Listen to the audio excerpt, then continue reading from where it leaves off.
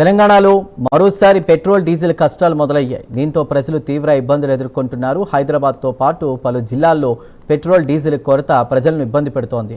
రాత్రి నుంచి పలు పెట్రోల్ బంకుల్లో నో స్టాక్ బోర్డులు దర్శనమిస్తున్నాయి. పెట్రోల్ డీజిల్ కొరత వల్ల వాహనదారులు ఇబ్బంది పడుతున్నారు. స్టాక్ ఉన్న పెట్రోల్ బంకుల్లో పెద్ద సంఖ్యలో బార్లు తీరారు. గంటల తరబడి వేచి ఉండాల్సి వస్తుందని వాహనదారులు ఆవేదన వ్యక్తం చేస్తున్నారు.